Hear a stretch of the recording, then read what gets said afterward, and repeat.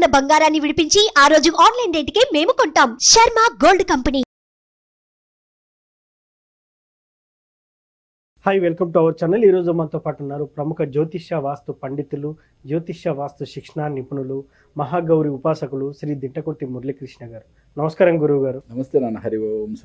Sir, రేపు అక్షయ తృతీయ అయితే ఉంది. అక్షయ తృతీయ రోజు ముఖ్యంగా ఏం చేస్తే మనకు ధన కనక వర్షం కురుస్తుంది అంటారు? జనరల్గా నీకు తెలిసిన విషయం అని చెప్పు. చాలా మంది బంగారం కొంటాం అని అంటూ ఉంటారు.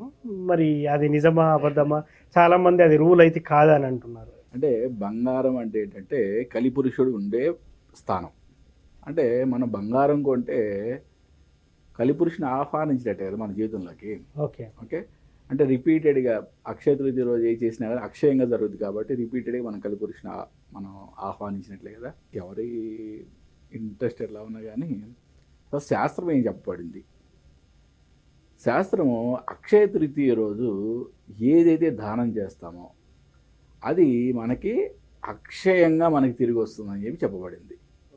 అంటే ఎన్నో రకాల దానాలు ఉన్నాయి. మరి ఇక్కడ మనం ఇంపార్టెంట్గా అక్షయ తృతీయ రోజు ఏ దానం ఇస్తే మనకి చాలా అద్భుతమైన ఫలితం ఉంటుంది. అన్నిటికన్నా బాగా ఇంపార్టెంట్గా జలకుంభం, అంటే ఒక కుండ నిండా వాటర్ పోసి దాంట్లో ఇలాచి, లవంగ, పచ్చకర్పూరం ఇట్లాంటివి వేసి ఏదైనా బ్రాహ్మణోత్తములకి దక్షిణపూర్వకంగా ఇంతమంది దక్షిణ పెట్టి వాళ్ళకి దానం చేయడం అనేది చాలా మంచి ఉదక కుంభం అంటారు అన్నమాట దాన్ని. ఓకే, దాన్ని దానం ఇవ్వడం వల్ల చాలా మంచి ఫలితాలు ఉంటాయని చెప్పి మనకి పురాణాలు చెప్పబడింది. అదేవిధంగా మనం ఎన్నో అద్భుతమైన దాన ఫలాలు మనం కార్తీక మాసంలో ఏ రోజు ఏ దానం ఇస్తే ఏ ఫలితం వస్తుంది అని కూడా మనం చెప్పుకుంటాం కదా జనరల్గా. ఈ అక్షయ తృతీయ రోజు కార్తీక మాసంలో మనం చెప్పుకున్న ఏ దానం చేసినా కూడా ఓకే అది దానికన్నా ఎన్నో రెట్ల ఫలితాలు మనకి వస్తాయి. అంటే గొడుగు, చెప్పులు, చేతికర్ర, వస్త్రములు, స్వర్ణాన్ని దానం చేస్తే మీకు అక్షయంగా స్వర్ణం వస్తుంది. ఓకే, అన్నదానం చేయటం, ఓకే, పెరుగు దానం చేయటం, ఇట్లా మనం కార్తీక మాసంలో చెప్పుకున్న రకరకాల దానాలు ఉన్నాయి కదా. ప్రతి దానము ఏ దానం చేసినా కూడా అక్షయ తృతీయలో చాలా అద్భుతమైన ఫలితమే. అన్నిటికన్నా ఇంపార్టెంట్గా మీరు చేయగలిగితే సువర్ణ దానం. ఓకే, అది ఎంత చిన్న వస్తువైనా, ఎంత తక్కువ మోతాదులైనా సరే సువర్ణ దానం చేయండి. ఏమి చేయలేని వాళ్ళు మాత్రం 100% ఒక కుండలో ఉదక కుంభాన్ని దానంగా ఇవ్వండి. అద్భుతమైన ఫలితం ఏర్పడుతుంది. ఇది ఎవరికి ఇవ్వాలంటారు? బ్రాహ్మణులకి ఇవ్వాలా, లేకపోతే ఇప్పుడు సువర్ణం అంటే బంగారం, ఎస్, ఇది బ్రాహ్మణులు అంటే బయట వాళ్ళు, కొంతమంది ఇచ్చేవాళ్ళు కూడా మన వాళ్ళకి ఇస్తే బాగుంటుంది కదా అని అనుకుంటారు. సో దీనికి మీరేం చెప్తారు? ఒకటి ఏంటంటే దానం అనేది ఎప్పుడు కూడా ఎవరైతే అర్హులో వాళ్ళకి ఇవ్వాలి. అంటే మనకి శాస్త్రంలో ఏం చెప్పిందంటే విప్రులు, బ్రాహ్మణులకి దానం తీసుకునే అధికారం ఉందని చెప్పబడింది. అంటే వాళ్ళ యొక్క వృత్తి అది అనమాట. అంటే వాళ్ళు దానాలు తీసుకొని వాళ్ళ యొక్క జీవనోపాధి సాగించాలి అని చెప్పి మనకి శాస్త్రంలో చెప్పబడింది.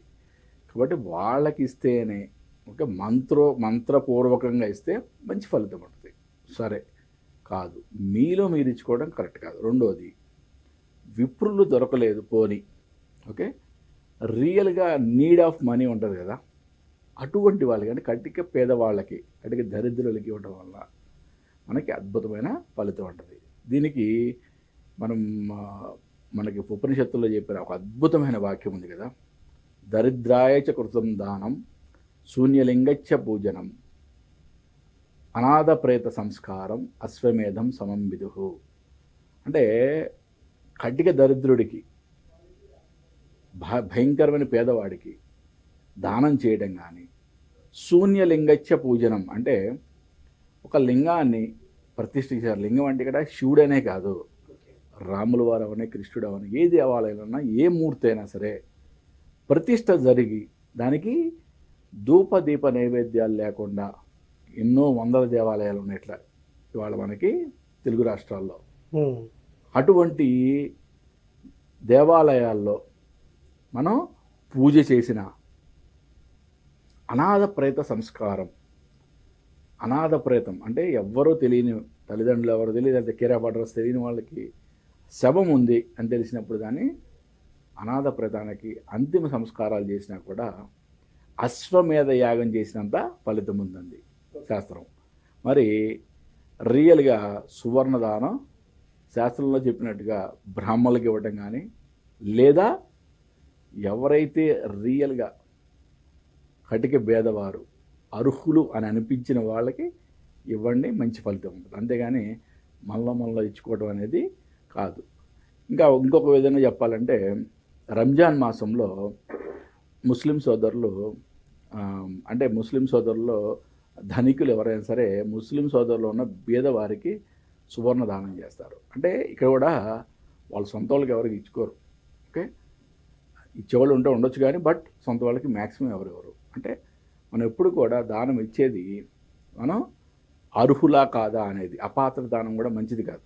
కాబట్టి బ్రాహ్మణులకి ఎటువంటి దోషము లేదు, ఎందుకంటే వాళ్ళు మంత్రపూర్వకంగా తీసుకుంటారు. వాళ్ళకి శాస్త్రం చెప్పబడింది కూడా వాళ్ళ యొక్క జీవనోపాధి దానాల నుంచే, కాబట్టి వాళ్ళు తీసుకోవడంలో తప్పులేదు. రెండోది, బ్రాహ్మణులు మీకు దొరకపోయినా లేదా మీరు ఎవరికైనా ఇవ్వాలనుకున్నా సూటబుల్ పర్సన్ అంటే కటిక భేదవారికి కానీ, లేదా నిజంగా వాళ్ళ దగ్గర డబ్బు లేదు అని మీకు అనిపించిన వాళ్ళకి, వాళ్ళ అర్హులు అనిపించిన వాళ్ళకి మీరు ఇవ్వండి. దానికి తగ్గట్టుగా మంచి అద్భుతమైన ఫలితం ఏర్పడుతుంది. అక్షయ తృతీయ అంటే ఓన్లీ ఇప్పుడు దానం ఒకటేనా సార్? పూజ ఏమైనా చేసుకునేది ఏమైనా ఉంటుందా? ఇప్పుడు అక్షయ తృతీయ రోజు మీరు ఏ కార్యక్రమం చేసినా దాని యొక్క ఫలితం మీకు అక్షయంగా వస్తుంది. పూజ అద్భుతంగా చేసుకోవాలి. అసలు మనం నిత్య పూజ చేసేవాళ్ళు కానీ, అసలు ఏ పూజ చేయని వాళ్ళు కూడా ఈరోజు స్వామివారి యొక్క ఆరాధన చేయడం అనేది చాలా మంచి విషయం. ఓకే, అసలు మేము ఏం పూజలు చేయలేము గురుగారు, మాకు అసలు ఏమీ తెలియదు అన్నప్పుడు అట్లీస్ట్ దేవాలయం కన్నా వెళ్ళి స్వామివారిని దర్శనం చేసుకొని అక్కడ అష్టోత్తరం చదివించుకొని రండి, మీ పేరు మీద ఒక పూజ చేయించుకొని రండి, మంచి ఫలితం ఉంటుంది. సో సువర్ణం దానం కాకుండా కుండలో కొన్ని జలకుంభంలో కొన్ని యాలకులు ఇవన్నీ వేసి ఇవ్వమని చెప్పారు. సో దీనివల్ల కూడా మనకు రెట్టింపు రిటర్న్ ఫలితాలు ఉంటాయి. అంటే మహోత్కృష్టమైన ఫలితం దాంట్లో మాత్రమే చెప్పబడింది, జలకుంభంలోనే. ఓకే, మిగతా వాటిల్లో అన్నిటికీ కూడా పలానాది ఇస్తే ఈ ఫలితం అని చెప్పబడింది. బట్ జలకుంభానికి విశేషమైన ఫలితం చెప్పబడింది కాబట్టి, అంటే ఏమి ఇవ్వలేని వాళ్ళు అది మాత్రం కంపల్సరీగా ఇచ్చేట్టు చూసుకోండి. ఓకే, అది తక్కువ ఖర్చుతో అయిపోతుంది. ఎగ్జాక్ట్లీ. నిజంగా రెట్టింపు అవుతుందా సార్ ఏదైనా కూడా? అంటే అక్షయ తృతీయ రోజు ఏది ఇచ్చినా మనకి అదే తిరిగి వస్తుంది అక్షయంగా. ఒకటే ఎప్పుడైనా సరే గుర్తుపెట్టుకో ముఖేష్, యూనివర్సల్లో ఒక బేసిక్ ప్రిన్సిపల్ ఏంటంటే వాట్ యు హ్యావ్ గివెన్ అదే నీకు తిరిగి వస్తుంది. ఈ విశ్వానికి ఏది ఇస్తే నీకు అదే తిరిగి వస్తుంది. లా ఆఫ్ అట్రాక్షన్ మనం ఏ సబ్జెక్టులోకి వెళ్ళినా మూలాలన్నీ మనకి సనాతన ధర్మంలో ఉన్నవే ఉంటాయి.